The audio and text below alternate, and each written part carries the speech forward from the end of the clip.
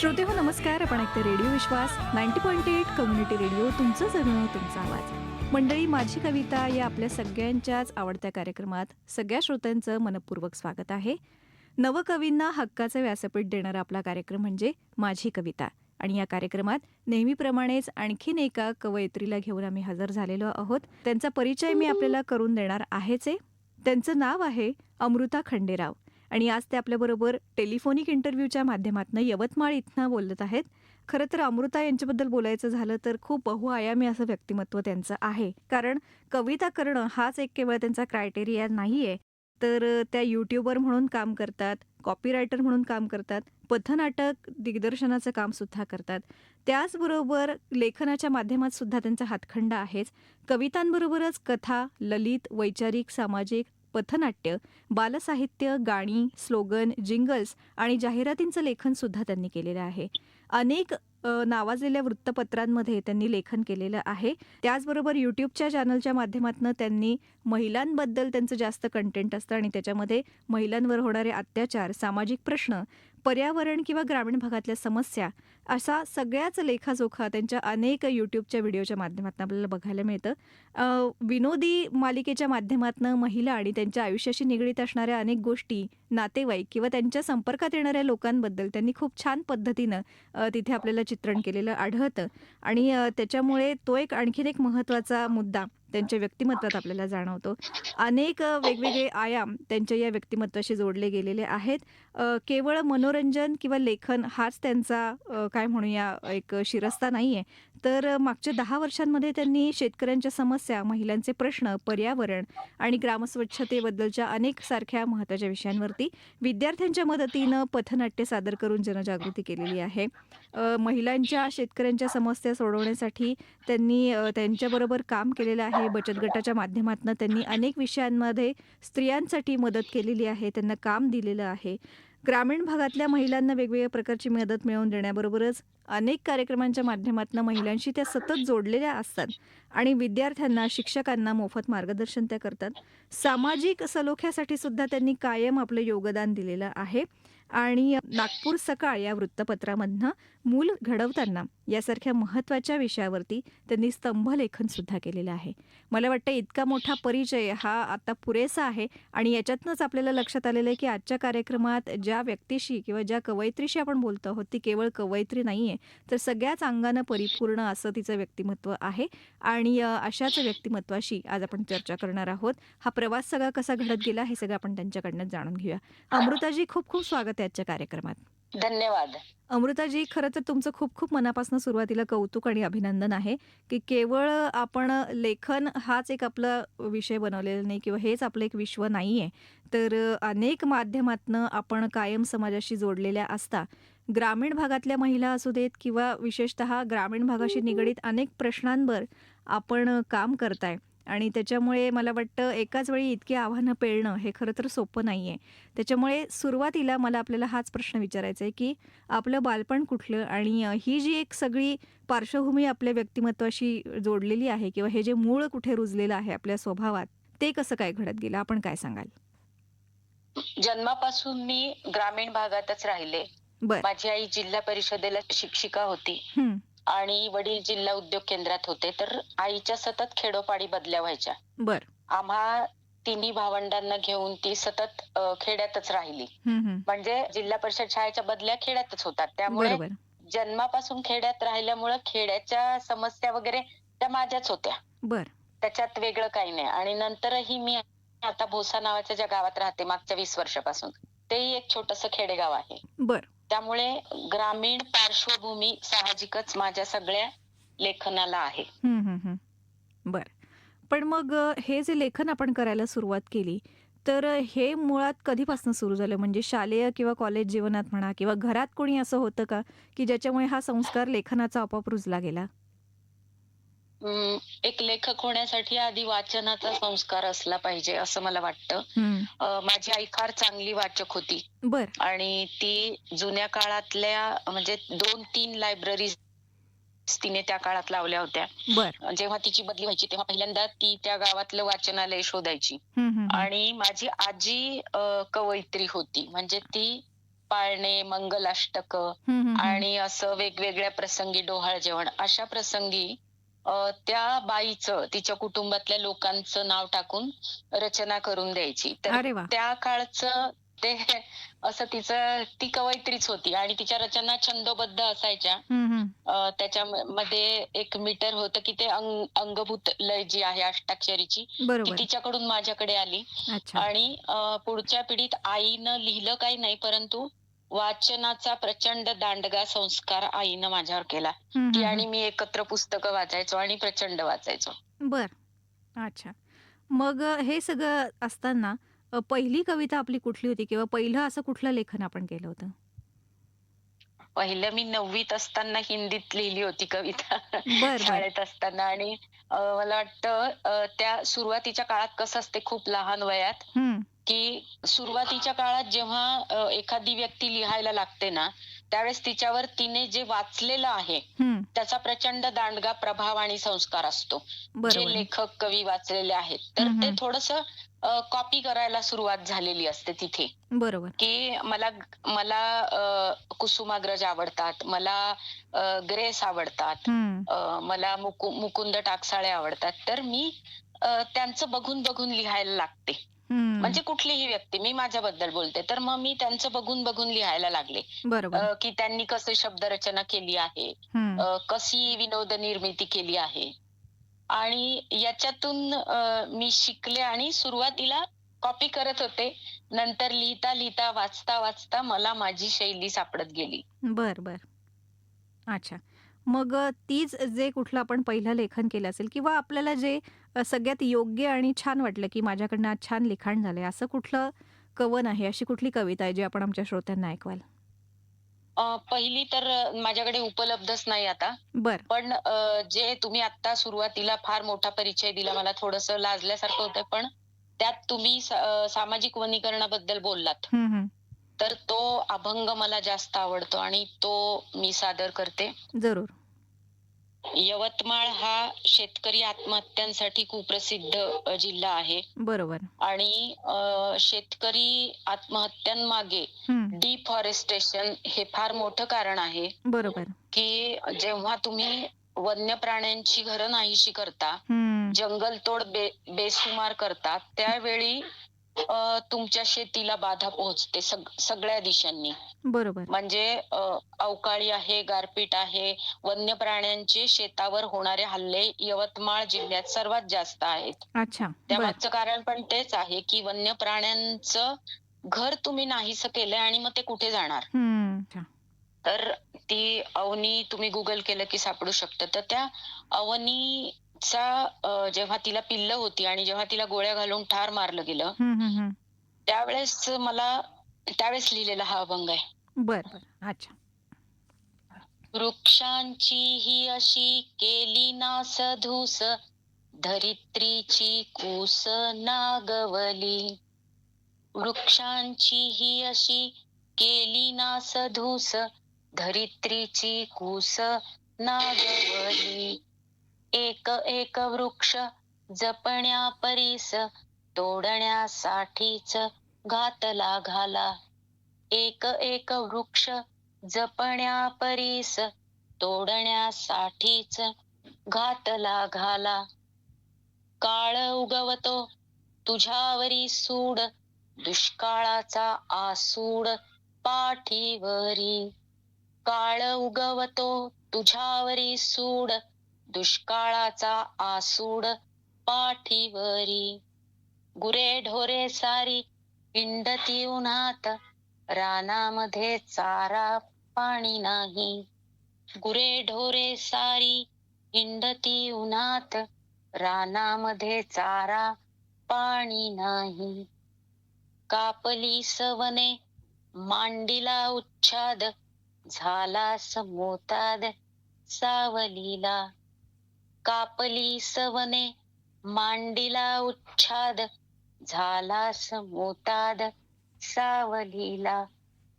टाचा घासूनिया जीव देई बाप, आता तरी जागा होशील का? टाचा घासूनिया जीव देई बाप, आता तरी जागा होशील का? आता तरी जागा होशील का? क्या बात है! खूप सुंदर आणि खूप साध्या सोप्या शब्दांमध्ये आपण हे सगळं मांडलं आणि खरोखर विदारक चित्र आहे. जसं तुम्ही म्हणालात, की खरं तर पशु, पक्षी, झाडं, वेली आणि मनुष्यसुद्धा हे या पर्यावरणाचे खूप सगळे मोठे घटक आहेत आणि सगळे एकमेकांवरती अवलंबून असतात. पण अर्थातच एकाचं प्राबल्य जेव्हा वाढतं, तेव्हा इतरांना धोका पोहोचतो आणि कुठेतरी तो संघर्ष सुरू होतो, जो आपल्याला या सगळ्यांमधनं जाणवतो आणि अर्थात तुम्ही खूप सुंदर चाल लावली याला. अतिशय साधी, सोपी, सरळ आणि ऐकायला शांत वाटत होतं हे. त्याच्यामुळे खरोखर एक छान अभंग तुमच्या लेखणीतनं उतरला. मग ही लेखणी आपण नंतर किंवा ही कविता आपण कोणाला नंतर सादर केली का? जेणेकरून आपल्याला त्याच्यातनं पुढे आणखीन आपण काही करू शकतो हे लक्षात आलं?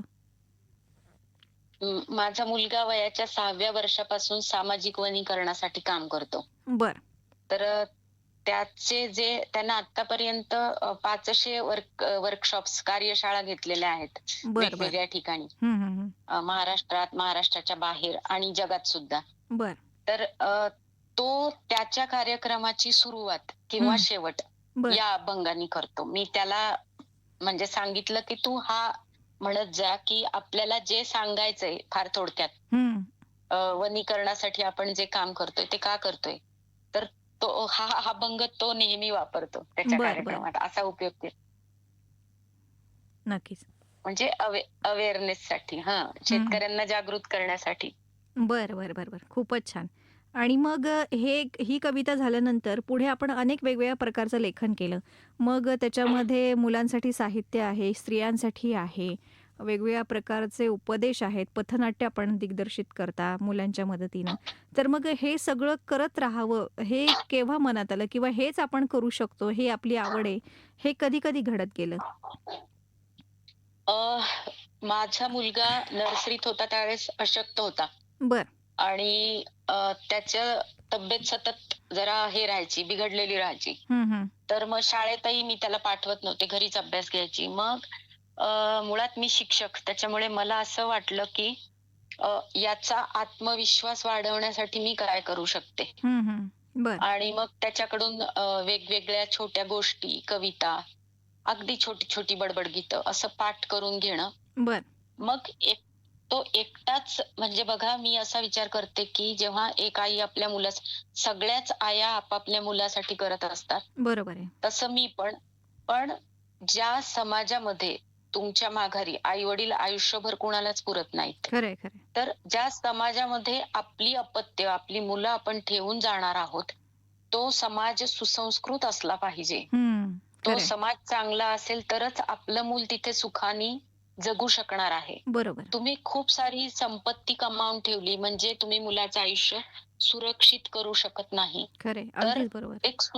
एक सुसंस्कृत बाळ आणि तो ज्या समाजात राहणार आहे, ज्या परिसरात राहणार आहे, हं. तो समाज सुद्धा सुसंस्कृत करण्यासाठी धडपडलं पाहिजे. बरोबर. म्हणून मी त्याचे सगळे मित्र, क्लासमेट, त्याच्या शाळेतली मुलं यांना घेऊन मग ह्या सामाजिक विषयांवरच्या वेगळ्या फॉर्म वापरायला सुरुवात केली. पथनाट्य आहे, बरं, बरं. अभंगनाट्य आहे, हं. वेगळे काय म्हणूया त्याला, सामूहिक शपथविधी आहेत. बरं, बरं. आणि शेतकरी आत्महत्यांच्या काळात ग्रामीण भागात त्याचे कार्यक्रम असायचे त्यावेळेस तो एक एकपात्री पण करायचा. बरं. म्हणजे पथनाट्य असल्यावर आम्ही 40-42 जणांची टीम असायची आमची हं. आणि एकपात्री तो एकटा करत होता. बरं. तर असं एक अभंगनाट्य पण होतं. तर मुळात आपला समाज ही आपली जबाबदारी आहे. मी एक शिक्षक आहे बरोबर. आणि एक आई आहे. तर ही माझी बांधिलकी आहे. माझा मुलगा चांगला म्हणजे माझं जे बाळ आहे ते चांगलं होणं याच्याबरोबर माझा समाज, माझ्या वर्गातली मुलं, माझ्या परिसरातली मुलं, तिथून पुढं माझा देश ही सगळीच माझी जबाबदारी आहे, हं. असं मी मानते. म्हणून मग छोटं-छोटं, चिमूट-चिमूट आपली टाकत राहायची. कारण माझ्यासारखी ग्रामीण भागात राहणारी सामान्य स्त्री अ, खूप मोठा बदल एका दमानं घडू शकणार नाही. पण बरोबर. आपलं योगदान आपण प्रत्येकानं थोडं-थोडं दिलं तर हं. कमीत कमी आपला परिसर, आपलं कुटुंब आणि आपले परिचित, आपल्या संपर्कात येणाऱ्या लोकांच्या आयुष्यात तरी आपण एक छोटासा आनंद किंवा अवेअरनेस निर्माण करू शकतो. असं नक्कीच. त्याच्या मागची भूमिका आहे माझी. बरोबर, बरोबर.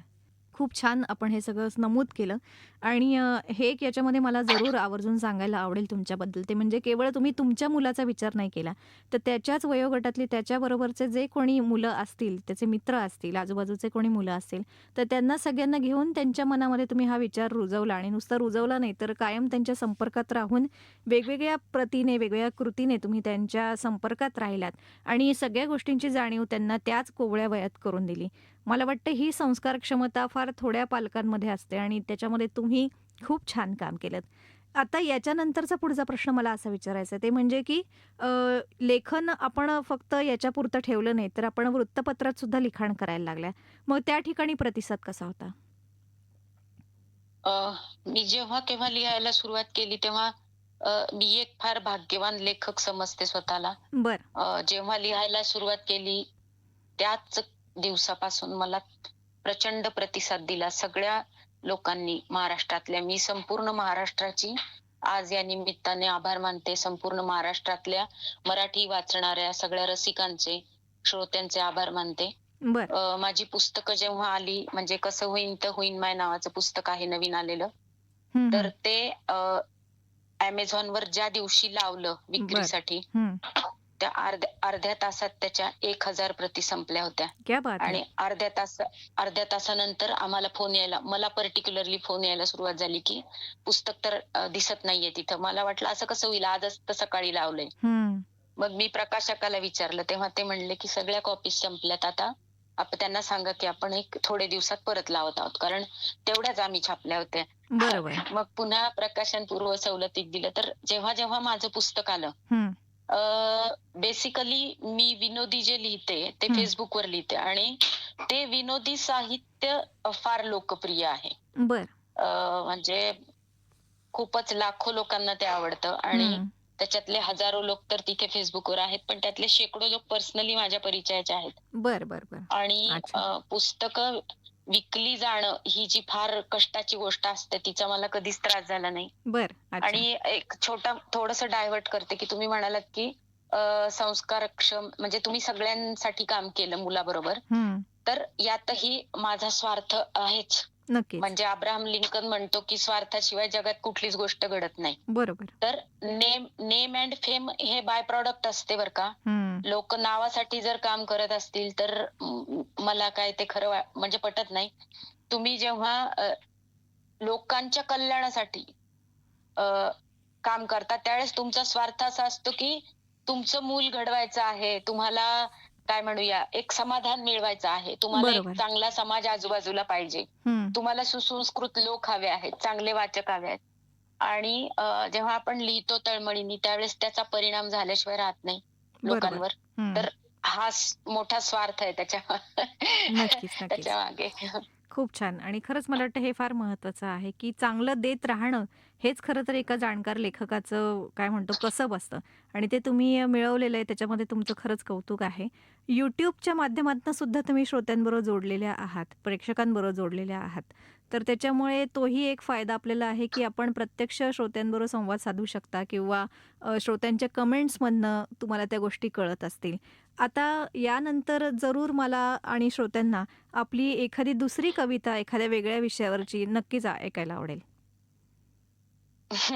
कविता लिहिणं जवळपास म्हणजे मी आजकाल ना ललित जास्त लिहिते बरं, बरं. आणि कथा अच्छा. जास्त लिहिते बरं का. बरं, तर YouTube बद्दल मी सांगते. अमृता खंडेराव YouTube चॅनल आहे माझं. बरं, आणि मी जे आमच्या गावातल्या आणि माझ्या गावाच्या आसपास जी खेडेगावं आहेत छोटी-छोटी.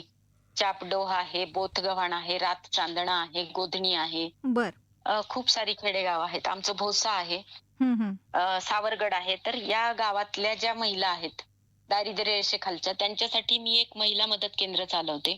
बरं, म्हणजे महिला मदत केंद्रात आपण त्यांना व्यवसायासाठी मोफत जागा आणि भांडवल देतो. बरं, तर ते संपूर्ण वर्षभर ते कुठल्याही जी महिला आपल्याकडे येईल तिला आपण मशिनरी सुद्धा मोफत देतो. बरं, बरं. आणि अच्छा. व्यवसायाची नवीन संधी पण शोधून देतो. तर मग आता ह्या सगळ्याचं डॉक्युमेंटेशन करायला पाहिजे. हं. म्हणून मग मी ते सगळं YouTubeवर लावते, की आपण काय काम करतो फोनमध्ये जास्त साठवून ठेवू शकत नाही. बरोबर. आणि लॉकडाऊन मध्ये मी फेसबुक युट्यूब सुरू केलं. हं, हं. ते म्हणजे लहान मुलांना गोष्टी सांगणे, इंग्रजी व्याकरण शिकवणे बरोबर. आणि महिलांना घर बसल्या म्हणजे आया घरीच असतात, तर आयांना इंग्रजी शिकवणे, की तुम्ही तुमच्या मुलाला शिकवा सोप्पं-सोप्पं हं, हं, हं. बोलायला. स्पोकन इंग्लिशसाठी ते असं मी ते YouTubeचा वापर तेव्हा करत होते. बरं, नंतर मग माझी पुस्तकं आल्यावर काही कथा जी वऱ्हाडी बोलीत मी लिहिते. बरं.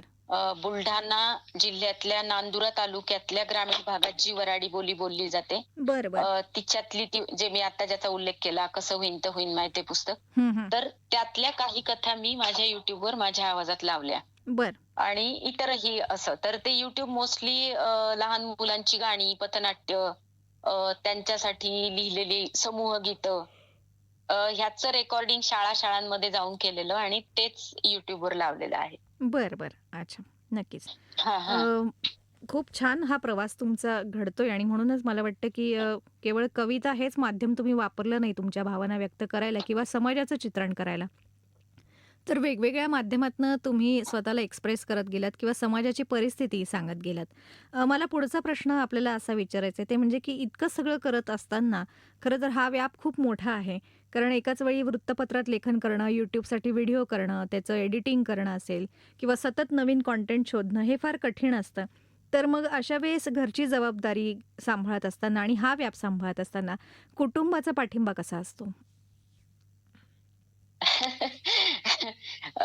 ग्रामीण भागात आणि एकत्र कुटुंबात सगळ्या गोष्टी फार अवघड असतात. पण हं, आवड असली की सवड मिळते असं म्हणतात. मराठीत म्हणतात, आवड असली की सवड मिळते. बरोबर. तर आपण एकदा ठरवलं की हे आपल्याकडे आहे आणि हे आपल्याला चांगल्या कामासाठी वापरायचंय बरोबर. म्हटल्यावर ते उर्दूत म्हणतात त्या हिंदीत उर्दूतच पुरी कायनात पीछे आ जाती.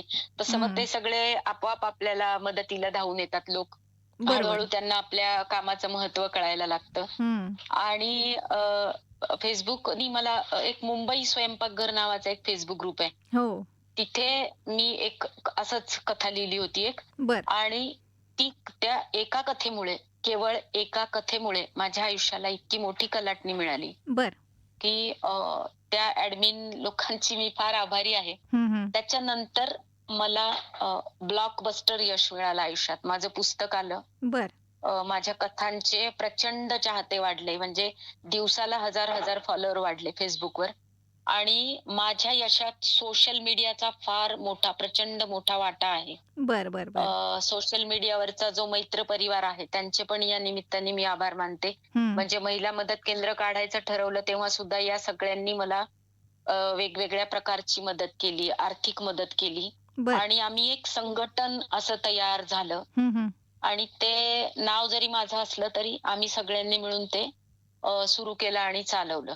बरं. आणि मूल घडविताना हं. नावाचं एक सदर मी तुम्ही म्हणालात सकाळमध्ये चालवत होते, हो, हो. नागपूर सकाळला. तर ते प्रमोद काळबांडे सर त्यांनी पुणे सकाळला सांगितलं, की ह्या चांगलं लिहिताय, त्याला रिस्पॉन्स चांगला आहे. बरं. अच्छा. आणि मग आणि मग पुणे सकाळनी माझी पुस्तकं काढायला सुरू केलं. हं, हं. पहिलं पुस्तक आलं सलोख्याच्या गोष्टी.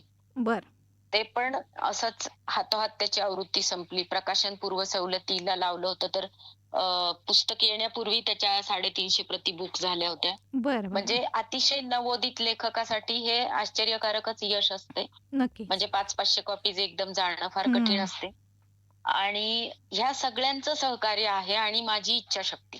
बरोबर. पण तुम्हाला सांगते, तुम्हाला कुठल्याही क्षेत्रात यशस्वी व्हायचं असेल, तर एक चांगली टीम लागते. म्हणजे जनसंवाद किंवा लोकांच्या सहकार्याशिवाय तुम्ही यशस्वी कुठल्याच क्षेत्रात नाही होऊ शकत. बरोबर आहे. खरं आणि आहे. एकट्याचाच विचार करत बसलात तर अशक्य आहे असं मला वाटतंय. हं.